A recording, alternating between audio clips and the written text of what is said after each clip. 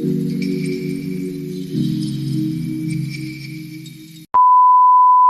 ayan guys, good morning mga kasaragaga. Today is Saturday. Ayan, so mga tayo. Magkape ako guys. Nag-iit ako ng tubig kaya magkape ako catch. Akong baso. Diba? Magkape. Kaya mamahaw ta sa taas. Mamahaw ta dito sa taas guys. Para doon na kasi kami nagaluto ng kanin doon sa taas. Maganda kasi yung lutong kahoy. Hindi lata. So, pupunta tayo ngayon sa taas at mamahaw. And then back to work again. Anya lang ang buhay. Work again and work again. Naligo na ako. Fresh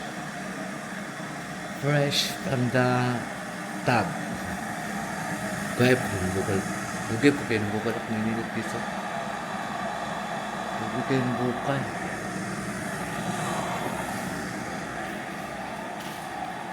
Panalangin ko sa habang buhay, makasama ka. Char lang. 2,000 years later.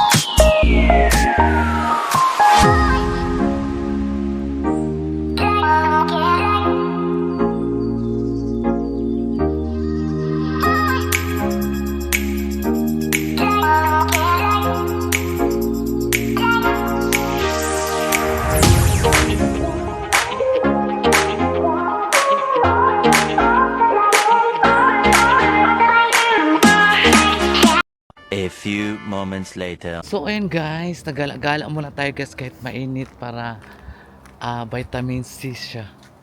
Vitamin C. Kaban sa siwong. So ayan. Punta tayo doon kay kay Maricar. May bibilihin ako kay Maricar.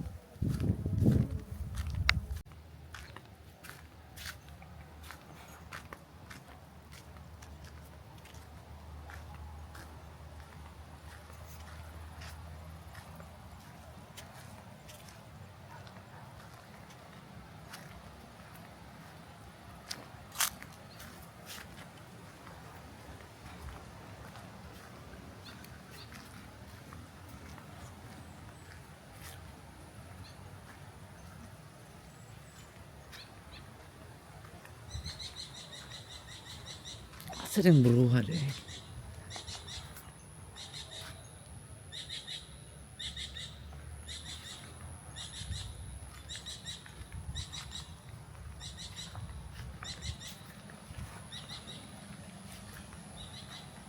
A few moments later.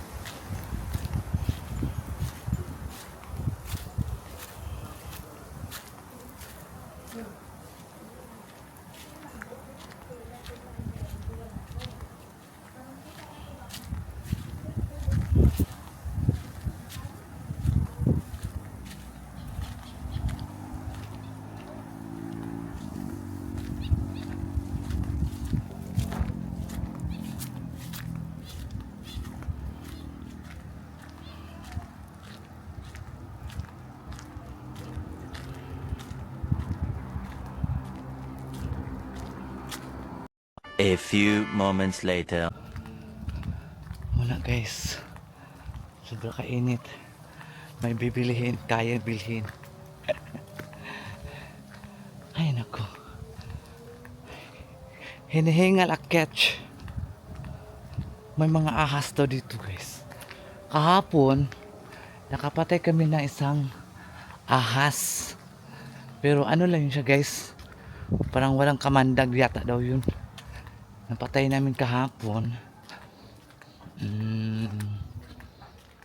Basta napatay namin. Ahas, kawawa naman, maliit lang siya. Kaya lang ahas eh. Diba? Pag sinabing ahas, ahasin ka talaga nun. Dapat sa kanila patayin. Patayin yung ahas.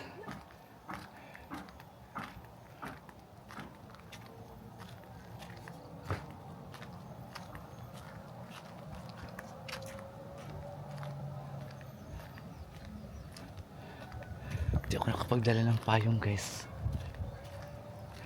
Kasi nagmamadali ako.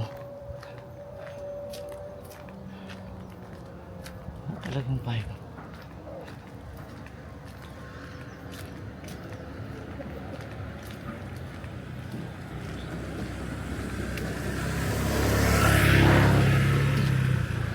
Martes. Alam ko sino yung mga malaman.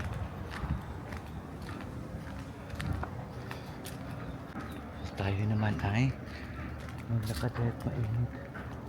Puntahan natin yung gusto natin puntahan. Para perfect kayo siya. Para perfect combination. O diba? Init.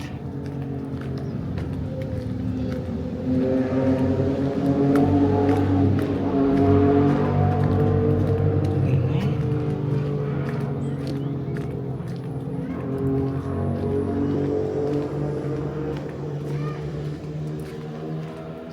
Natin na.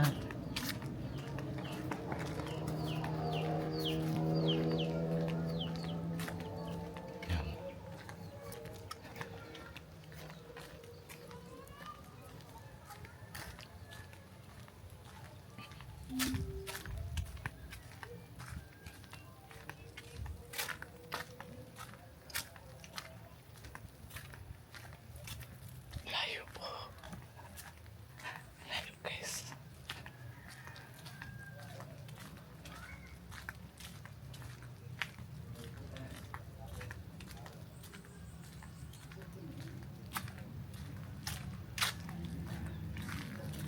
A few moments later. Wala pa naman ako dalang payong. Sobrang init. Diyos ko Maria Josep. Santimaan. Ang init. Choksra siya.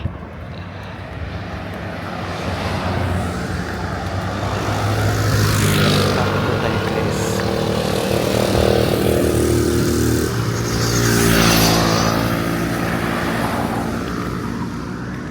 Sobrang init. Nakalimutan ko pa na magdala yung ano ko guys. Sa cellphone. Masisira ang buhay sa init. Sobrang init talaga siya guys. Sobrang. Baga nag-ano ka ba? Sacrifice. Sacrifice ka ko. Ano. Ganda ka.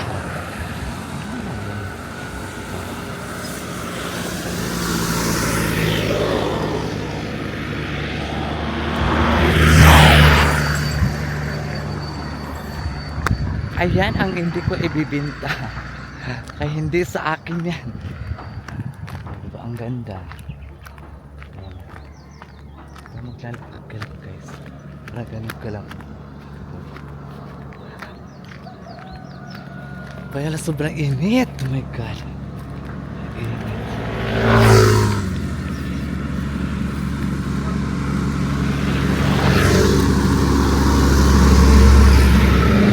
Para makabili lang makabili lang tayo ng ibang tawag doon. Chicheria.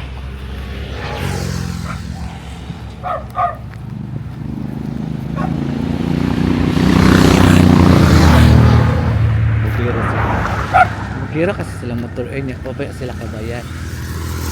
Motor. Minambog ka. Nakaibayad ka.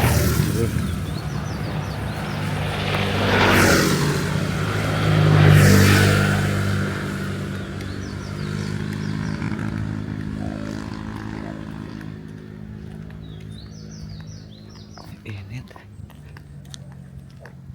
A few moments later. So ayan guys, may isang bakla lumapit sa akin. Sinabi niya sa akin kung taga saan daw ako. Sabi ko naman sa kanya, siyempre kami mga bakla ay kahit saan magpunta except lang sa iba. May mga iba naman talagang sobrang yabang. Hindi yung pinapansin yung kita niyo yung bakla na hindi na babagay, hindi papansinin, hindi ba ganyan kadalasan sa mga bakla na mga mayaman. Di ba? Hindi pinapansin nyo katulad namin mahirap. O di ba? Makasalubong kami. Ganyan. Wala. Puro siya. Pinapansin niya talaga ako guys. Pansin niya kumapunta. Pinapansin ko man din siya. Ang bait niya guys. Sobra. Kasi alam naman niya na mabait ako ng bakla. Kaya nilapitan niya ako. Kinausap niya ako kung taga saan ako. O di ba? Iba pa yung mga baklang mayaman. Wala na. Akala siguro nila hindi sila mamamatay kaya hindi sila namamansin ng ibang mga bakla na hindi masyado mas mahirap. Hindi nila pinapansin, di ba? Pero siya ang bait niya guys, in fairness. Ano talaga ako sa kanya ng bakla na miss. Ang bait siya. Parang bababaihan din. Kadalasan ko kasi experience sa mga baklang mayaman na feeling mayaman na hindi na mamangsin sa katulad namin mahirap. Diyos ko. Pero siya, mabait talaga siya guys. Hindi naman lahat ng bakla na may mga bakla na talagang sobrang mataas sa sarili nila. Hindi naman sila mataas. Yung makialam ba sa may buhay. Makialaman mo yung mga buhay ibang tao. Pakialam sa sarili mo. Diba? Katulad ni tulad ni Maya Maya, may nakialam sa kanya.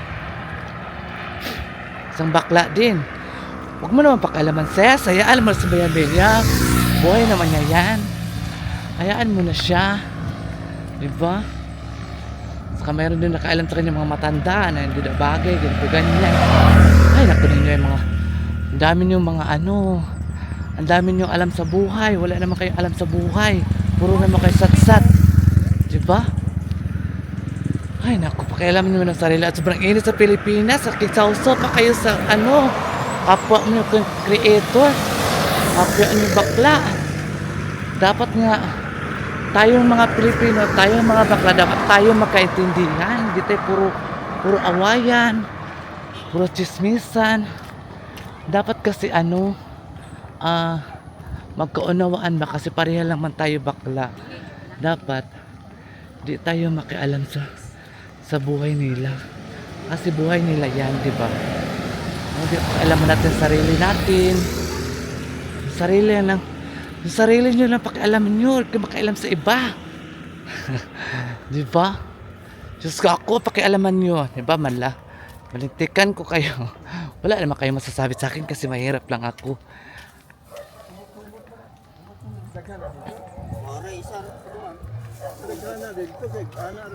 2,000 years later.